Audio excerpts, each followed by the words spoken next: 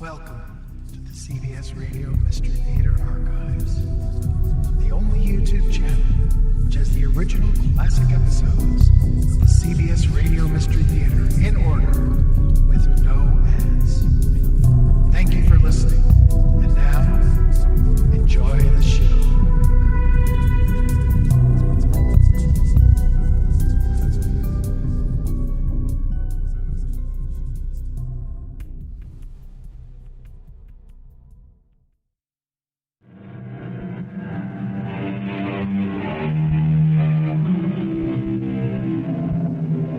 Come in. Welcome. I'm E.G. Marshall. Chief among my duties is to find and offer to you, nicely wrapped in drama, the most mysterious, intriguing, and, yes, terrifying tales to be found. I've come up with one this time that deals with quite ordinary people to whom you'd never expect the extraordinary to happen. But it does. Oh, yes, it does. Are you perhaps just a little jealous, Mrs. Peterson, because I carry my years well? Oh, you're well enough preserved and pretty enough. It's just that Emery's not that kind of man. Oh, my dear Mrs. Peterson, the man doesn't live who isn't that kind of man.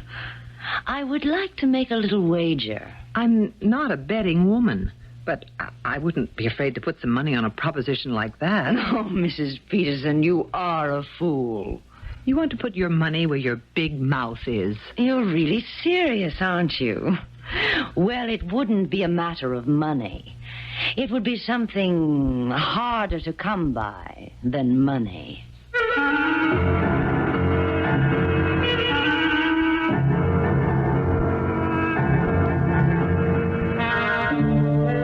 Our mystery drama, Dr. Peterson's Pills, was written especially for the Mystery Theater by Fielden Farrington and stars Rosemary Murphy and Leon Janney. It is sponsored in part by Anheuser-Busch Incorporated, Brewers of Budweiser, and True Value Hardware Stores. I'll be back shortly with Act One. Dr. Emery Peterson has devoted his entire professional life to the small town of Appleton. This is his story and the story of the people who wish to honor him for his lifetime of service to their small community. Nothing mysterious about that, you say? Nothing sinister? Well, just wait and listen. You want to know something, Daisy? The only reason I still make house calls? To get away from the sound of that darn telephone. That's fine for the doctor, but it leaves the doctor's wife at home answering the phone and taking messages. You ever think of that? I thought you said you were coming with me this afternoon.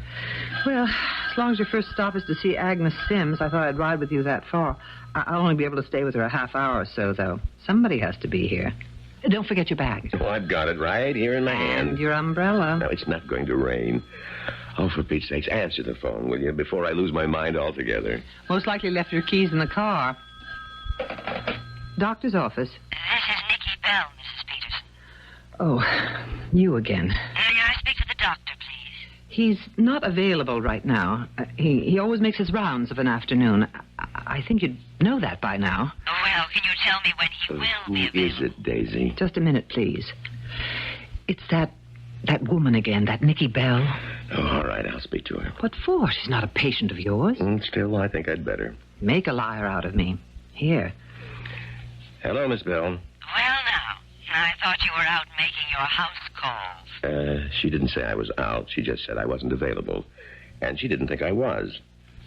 Now, what can I do for you, Miss Bell? Oh, you're so formal. Why don't you just call me Nicky? All right, what can I do for you, Nicky? Nicky indeed. I think it's about time we had a little talk, don't you, Emery? May I call you Emery? No, I can't see you today. I can't see you until... Well, there's no way I can see you a minute before tomorrow night. Late at that. I'm not considered a terribly patient woman, Emery. Surely you can find a free half hour somewhere in today's schedule. I've got a half dozen house calls to make this afternoon. I'll probably have a waiting room half full by the time I finish supper. When I get rid of them, I'm going straight to bed. I'm no good to anyone if I don't get my sleep. Tomorrow, I'll have the same schedule, except I've got to go to some kind of a banquet in the evening and won't be home much before 10 or 11. Now, where can I fit you into a schedule like that? If I had a stomachache, you'd find time for me, wouldn't you? I'm trying to imagine you with a stomachache. I'll see you tomorrow. I wish that woman would leave you alone. The Lord knows, so do I, but she won't. Well, what does she want from you? Nothing for a loving wife to worry about. And now I've got to get out of here. What was that about a banquet tomorrow night? There's going to be one, that's all I know. Ladies not invited? As soon as I get any details, I'll pass them right along. Oh, now where'd I put my bag? Right there on your desk. Oh, You left the keys in the car. I can see them from the window. well, come on if you're coming. I can't wait around here all afternoon.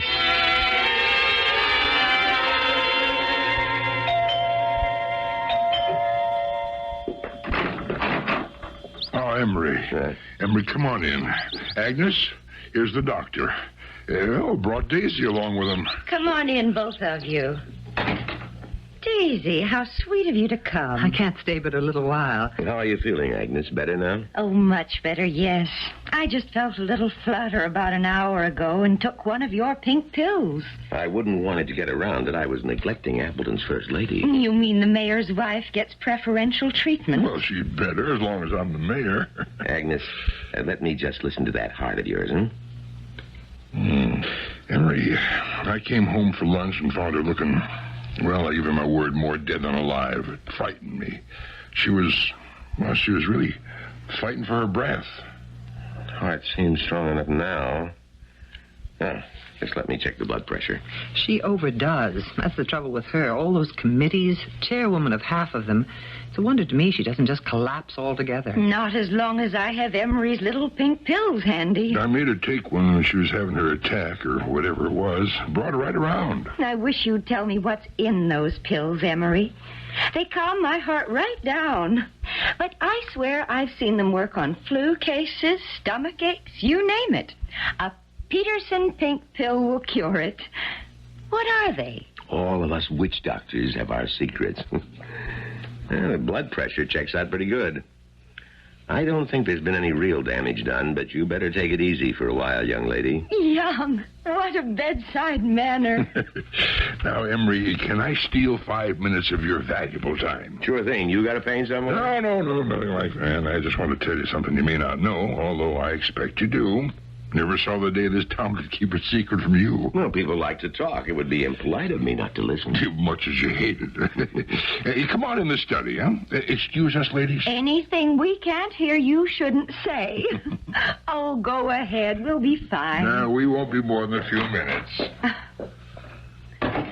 Speaking of people working themselves to death, when is Emery going to let up a little? Not in, as they say, the foreseeable future.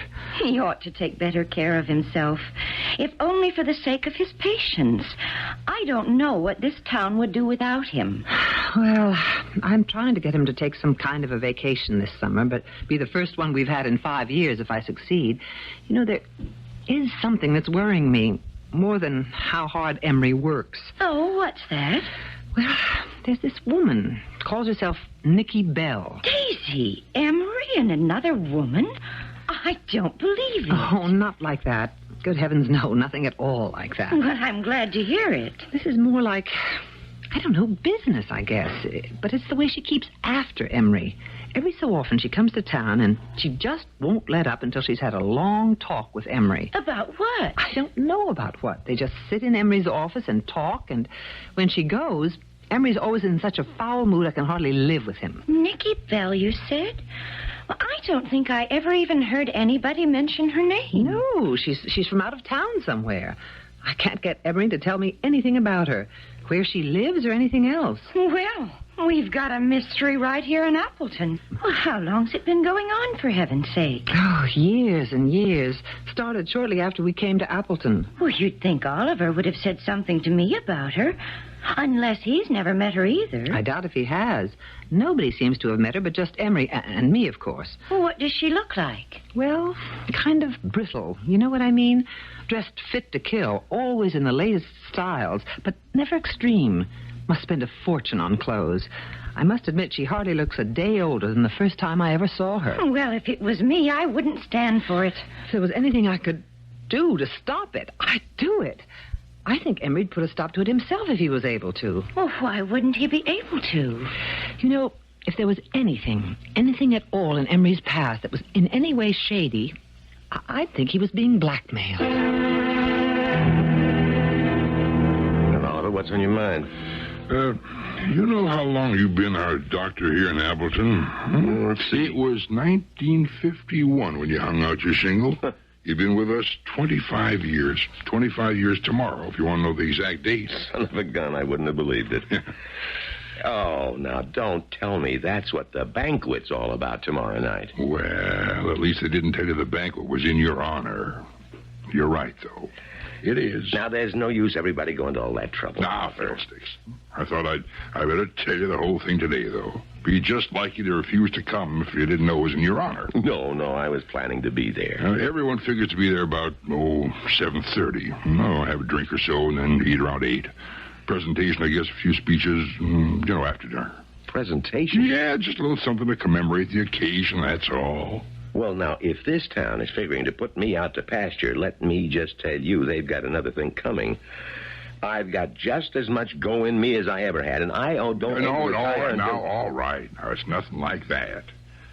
Maybe come your 50th anniversary, but not this time, Emery. Better not try. 25 years. Yeah. Figures to be all over around 10, would you say, tomorrow night's blowout? Yeah, about then, I'd guess, yeah. I got this person pestering me. Not a patient. I might as well see her tomorrow night and get it over with. Her? Oh, Daisy knows all about it. If she feels she's got no call to worry, I guess you don't need to either.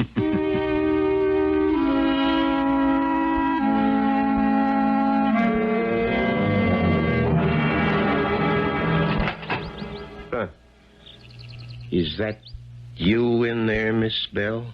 I thought you were going to call me Nicky. Mind telling me what you're doing sitting in my car? Waiting for you, Emery. I should have thought that was plain enough. I'll have to ask you to get out, Miss Bell. I've got no time for you this afternoon. That isn't very friendly. I'm sorry. It's the best that I can do. I told you I'm not known as a patient individual. And we do have certain matters to discuss, don't we? At the proper time, maybe. I'll have to ask you to get out of my car, Miss Bell. As long as we're both here, it seems I told you I could talk to you tomorrow night, and that's when I aim to talk to you. Since there doesn't seem to be any way out of it altogether. Tomorrow night around 10.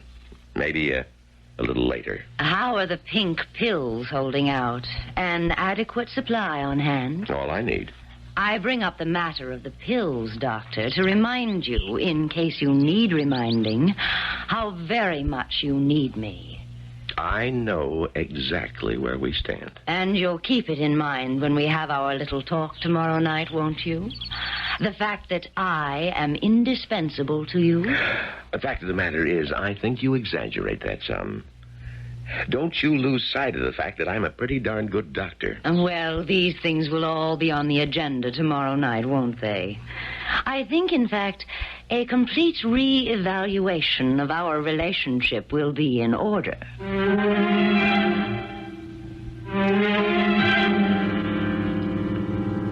Everyone in Appleton is acquainted with everyone else.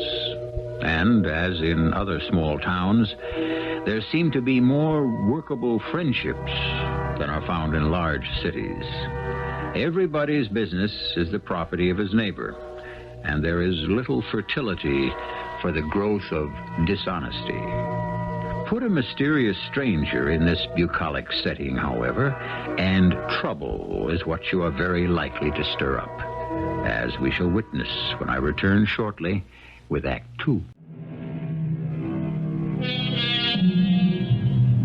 The country doctor, member of a dwindling breed, is a man who knows more secrets, perhaps, than any other person in his community. Go to your country doctor to have a wart removed, and you're very likely to have told him about the state of your financial affairs before you leave his office. Our old-fashioned general practitioner, Dr. Emery Peterson, is the receptacle of many confidences, but he keeps his own counsel. Even his best friend, Oliver Sims, Appleton's mayor, is not privy to the doctor's secrets. I don't understand it. Why does she have to change things around all the time to hide things? Agnes? Yes, Oliver? Where did you hide my good black socks? Oh, they're right where you always keep them, as far as I know. I didn't mean for you to come and get them. Just tell me where they are. You're supposed to be resting. I'm not even tired. They're right here, Oliver. Well, that's my handkerchief drawer. And you keep your good black socks there, too. Oh, first I knew of it. You're dressing awfully early, aren't you? Didn't you say the banquet started at 7:30? Yeah, I thought I'd drive over and pick Emery up. I don't really trust him to attend a banquet, even in his honor, unless somebody sees to it personally that he gets there. Not a bad idea. Oliver, do you know a Nicky Bell? Nicky Bell? No, never heard of him. It's not a him, it's a her. Daisy says there's something going on between her and Emery. Emery Peterson? You've got to be kidding. Emery Peterson's the straightest husband I ever knew. Well, present company accepted. Well, it's not that kind of a thing. At least Daisy says it isn't. She's not sure Emery isn't being blackmailed. Well, that's almost as silly as the other. Emery never did anything he could be blackmailed for. I'd stake my life on that. Well, something strange is going on.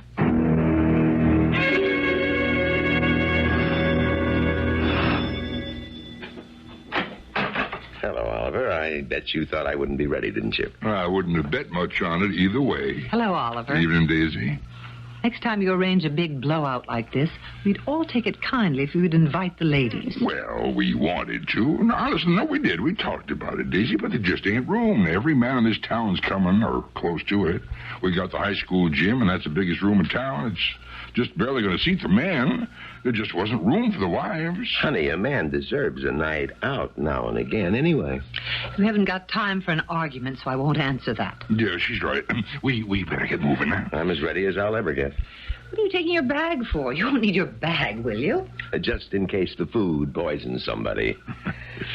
I'd feel naked as a jaybird if I didn't carry this thing. Now, the folks over at the Mayflower Hotel in Sugar Grove are catering the affair, Armory, and never poisoned anybody yet that I know of. How's Agnes feeling this evening? She seems fine. I was trying to get her to rest, but she bounces like a rubber ball. Fine woman, Agnes is. Remember, she was telling me a mighty odd thing just before I came over to pick you up. Odd? Yeah, about you. It's none of my business, of course. Said you was mixed up with some woman or other. What? According to Daisy. Oh, Daisy talks too much. No, I told Agnes, of course, it couldn't be true. Well, in a way it is, and in a way it isn't. Huh? I am mixed up with a woman, all right. What? Yes, I was half planning on telling you about it tonight anyway. Well, I don't understand, of course, but if there's anything I can do to help... No, I don't know as there is, but I do appreciate the offer. Well? I'll tell you all about it after the banquet's over. There's no use of going into it now.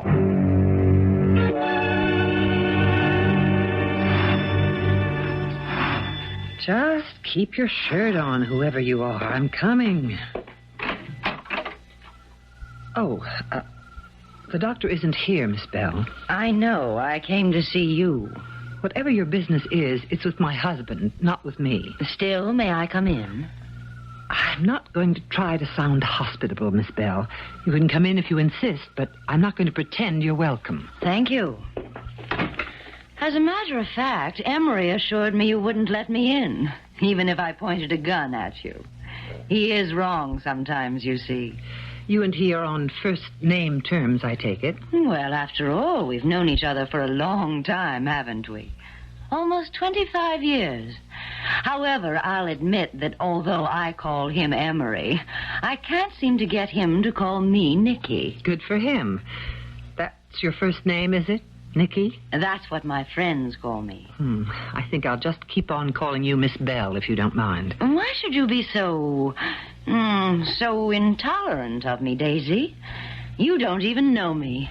Not well enough for you to call me Daisy, that's for sure. I'm sorry, Mrs. Peterson. What I mean is, all you know of me is that your husband and I have business to discuss from time to time.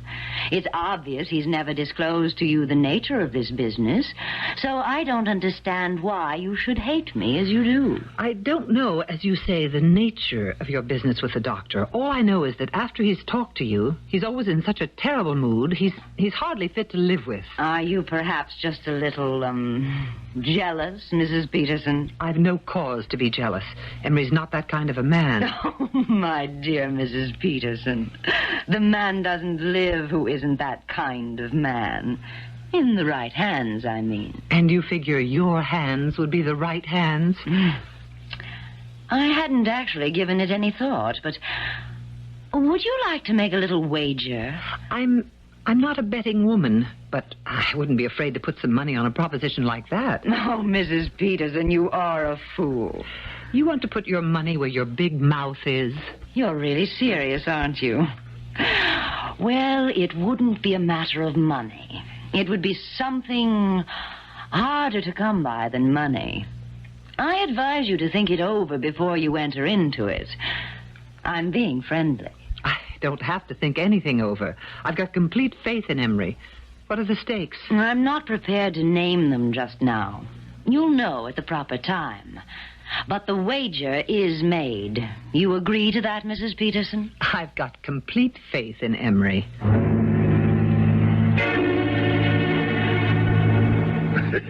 Well, Emery, I have to compliment you on your acceptance speech. You went right through it from start to finish without insulting a living soul. And I didn't even speak disrespectfully of the dead, if you noticed, Oliver. Now, look, I'm going to say this only once. I was touched. It really kind of got to me. Yeah, it was meant to. You want to come over to my place for a nightcap? No, you've got an appointment. You forget about that? No, I didn't. Fact of the matter is, I think it's about time you met this woman I'm mixed up with. Well, if you say so, of course. There's a thing I've been struggling with strictly on my own for a long time now, and I've just about decided it's time to let you and Daisy in on it.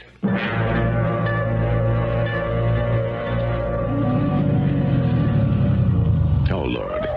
What's the matter, Emery? That's the woman I'm mixed up with. You see her down there at the corner under the streetlight? Oh. Say, Emery, that's a damned attractive woman. Even from here, I can see that. I never said she wasn't, Oliver. What's she doing waiting out here? I told her Daisy wouldn't let her in. Listen, you go on inside and tell Daisy the woman's out here and I'm talking to her. Yeah. I'll go down there and see if I can persuade her to stay outside until I've had a couple of minutes alone with you two. Okay. She sees us all right. Eyes in the back of her head, that one. You go on inside. Pour yourself a brandy. I won't be long. Yeah, I was about to say, if you need help, just sing out. That's not as funny as it sounds.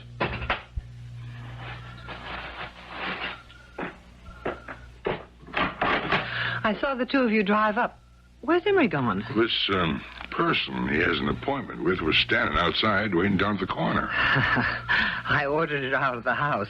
She was in here? Yes. I'd like to know what they're talking about down there. Come on in, Oliver. Oh, thanks.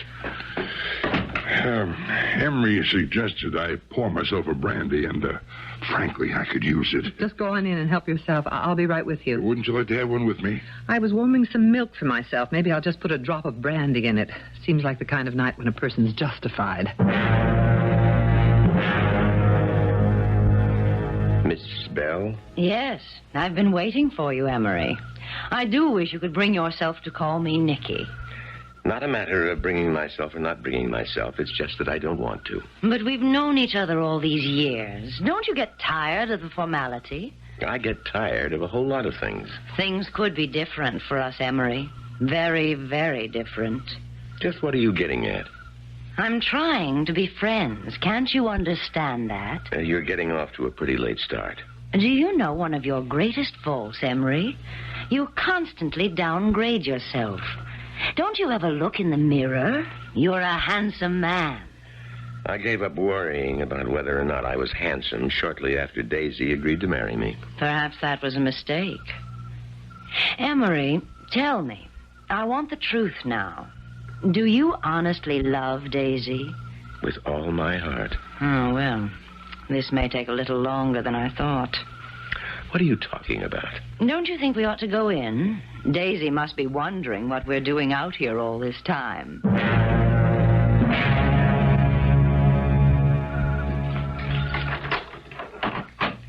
Daisy? In here, Emery. We're in the living room. Are you going to tell them about me, both of them? I think it's about time, don't you? Come on in. I was about to send Oliver to look for you. The two of you out there all alone. There was no need. That's nice. So, a battle is lost. The war is still on. What are you two talking about? Silly woman gabble. Would you like a little brandy, either of you? Nothing for me, thank you. I think I'll have one, yes. Fact is, I think I'll have a double. And this is Mr. Sims, isn't it? The mayor of Appleton. Allow me to introduce myself. I'm Nicky Bell. How do you do? Actually, my full name is Nicole Beelzebub. A family name. I found it simpler for earthly purposes to shorten Beelzebub to Bell. And my friends all call me Nicky. Or a few of them, Old Nick. According to folklore, when the devil has business dealings with a mortal, the commodity in question is invariably the mortal's soul. And once an agreement with the devil is made, the mortal in question is lost. But there must be some means of escape. In the case of Dr. Peterson, I'm not prepared to give him up as lost. We'll see whether or not I'm justified when I return shortly with Act 3. Dr. Emery Peterson, it is clear, has been trafficking with the devil. But the devil, a woman? Well, how often have you heard the expression, she-devil? And is the devil not reputed to have the ability to appear in many guises? Besides, considering the number of affairs in which the devil is interested, he must surely need assistance to handle those things to which he is unable to give his personal attention. Yes, my full name is Nicole Beelzebub. You are Beelzebub. I represent the central authority, yes.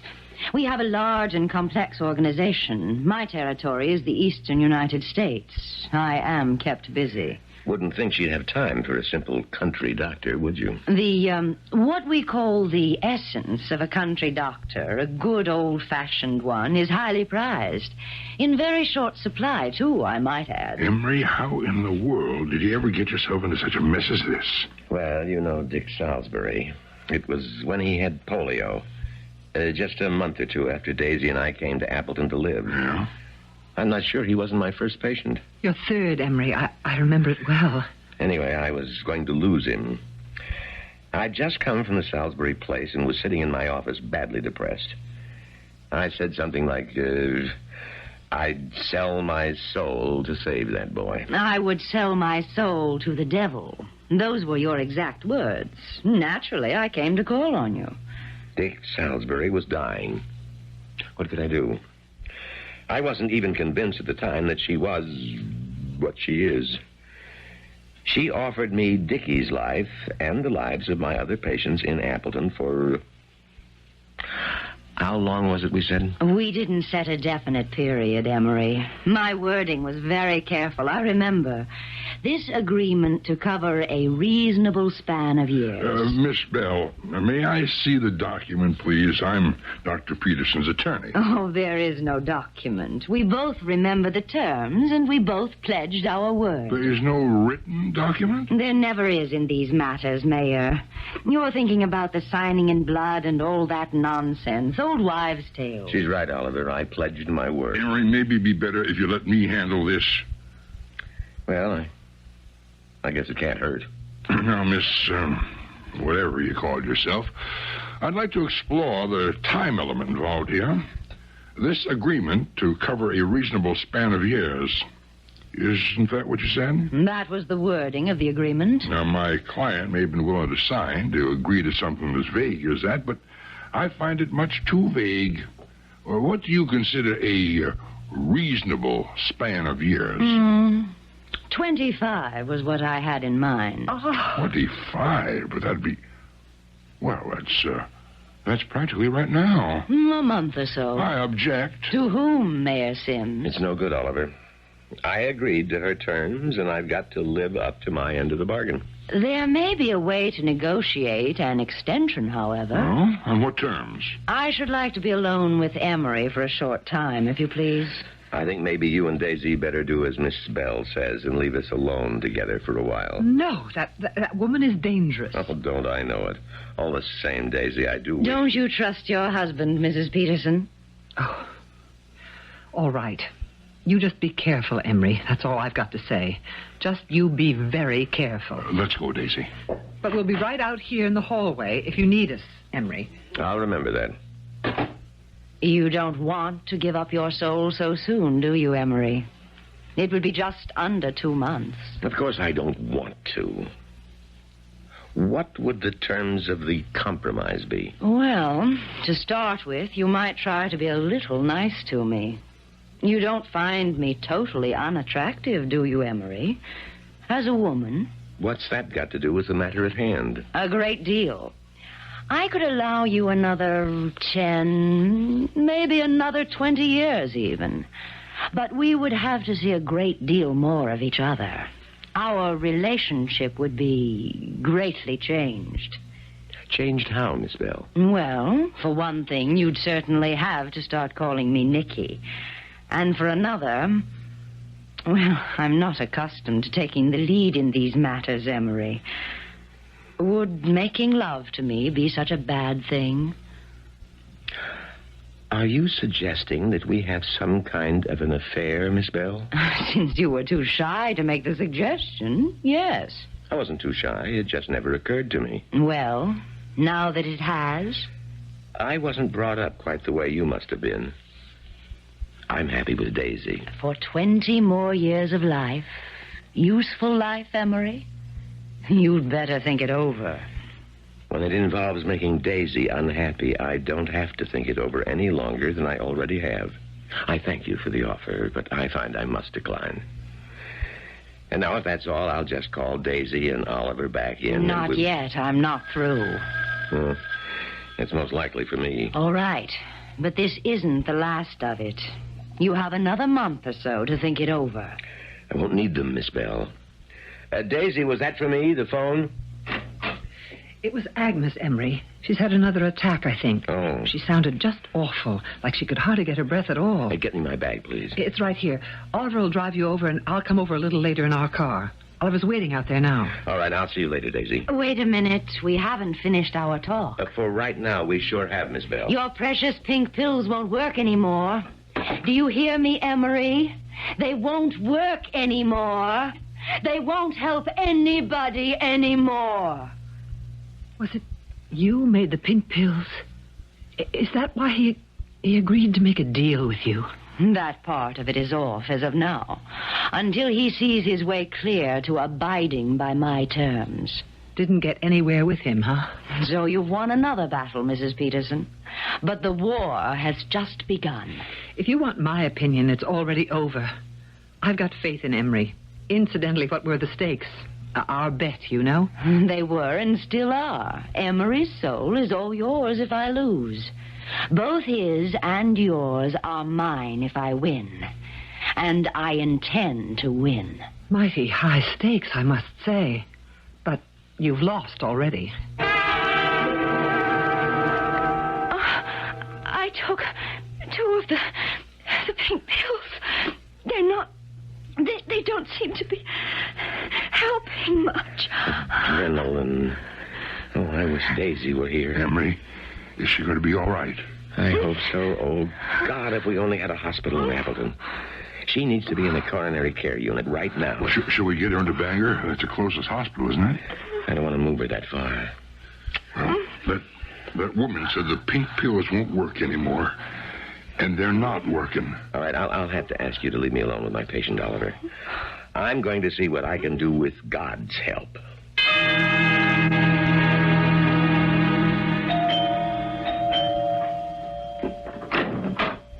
Oliver, I apologize for bringing this woman or whatever she is with me. She just would come. I couldn't stop her. It's all right. It's all right. Come in, Daisy. You two, I suppose, Miss Bell. How's Agnes? Well, not at all well. She's having trouble breathing. She seems to be in a great deal of pain. Can I see her? Well, he sent me out of the room, but just before that he said he wished you were here, so I guess it might be a good idea for you to go on in at that. I think I'd like to see her, too. No, you stay out of that room. Oh, well, if you feel so strongly about it. I wish you'd just go away and leave all of us alone. You... She-devil? I'm too much of a lady to say what I'm thinking. I'll just go on in and see if I can help Emery. I wouldn't have done her any harm, you know, if I'd gone in to see her. Listen, could you still make those pink pills of Emery's work? Yes, I suppose I still could. Then please do. Well, in my business, you know, we never give anything away. There'd be a price. Anything. Anything I own. Everything. I'd only be interested in the one thing, Mr. Sims. Your material possessions don't tempt me. I'd want your soul. Well, can you tell? Do you think my wife is going to die? I wouldn't be at all surprised. Oh. Did you feel a chill? No. She wouldn't want me to buy her life that way, I know, but It's freezing in this house. Don't you have any heat? Well, Miss Bell, it's summertime. It isn't cold in here at all. If anything, it's too warm. Freezing? I think somebody's praying in this house. Praying. Does that make you feel cold? Stop it. Stop it, will you? If it makes Agnes well, if you'll make those pills of Emery's work again, I'll ask whoever it is to stop praying. Oh, that's better. It's stopped now. Emery's going to stay in there with her for a while, but he says she'll be all right now. I mean, the worst of it is over now. She's breathing all right. There doesn't seem to be any more pain. Oh, thank God. That's exactly who you have to thank, not her. Can you be sure of that? Yes, I can. I am. Mr. Sims and I made a deal not 2 minutes ago.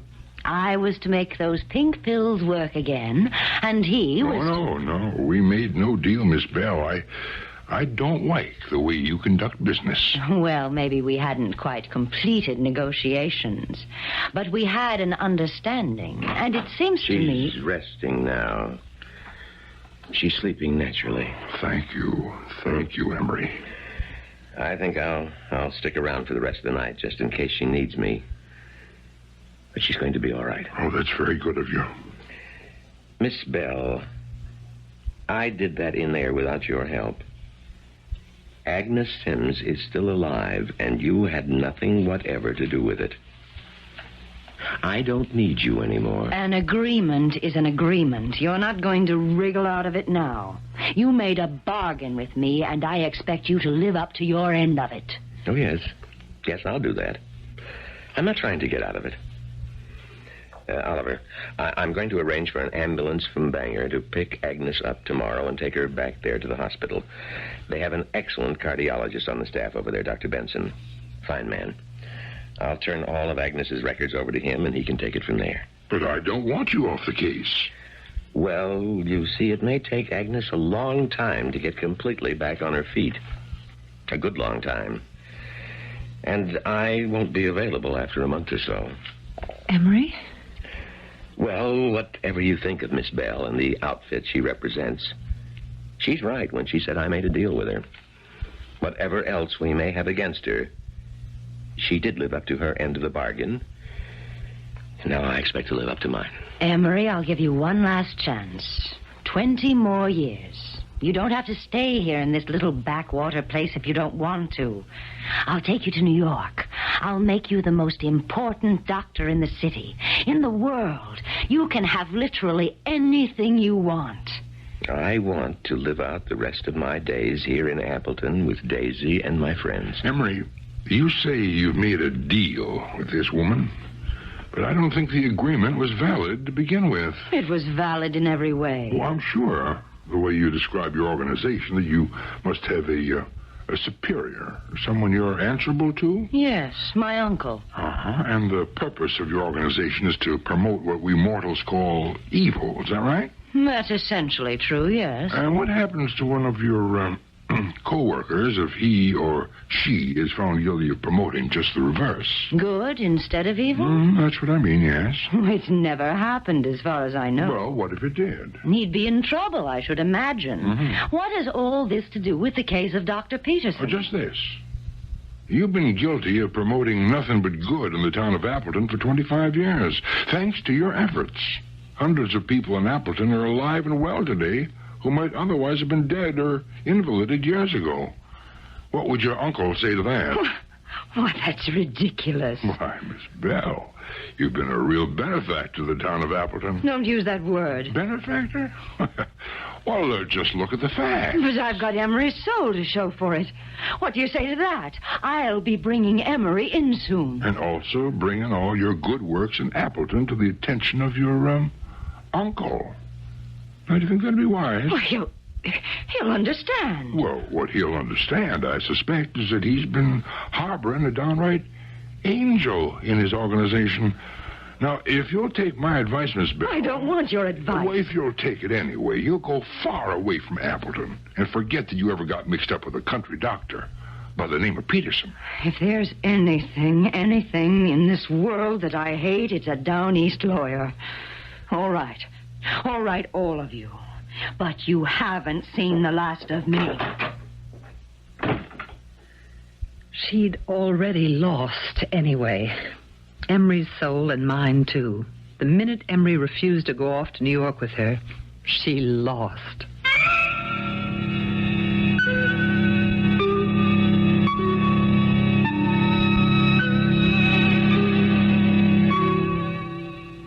If Nicky Bell's uncle has the intelligence network I've always suspected him of having, the odds are pretty good he'll learn all about her good works, even though she didn't bring Emery Peterson in with her. It would be interesting to know what his reaction would be. Interesting, but not interesting enough to tempt me to go down there and inquire. I'll be back shortly. Dr. Emery Peterson is still a highly respected citizen of Appleton, alive, well, and crotchety as ever. He still prescribes pink pills for many of his patients' ailments, and finds that even though they're made of nothing more curative than good down east maple sugar, they work very well. Our cast included Leon Janney, Rosemary Murphy, Joe Silver, and Catherine Byers. The entire production was under the direction of Hyman Brown. Radio Mystery Theater was sponsored in part by Contact, the 12-hour cold capsule, Certainteed fiberglass attic insulation, and Buick Motor Division. This is E.G. Marshall inviting you to return to our Mystery Theater for another adventure in the macabre. Until next time, pleasant dreams.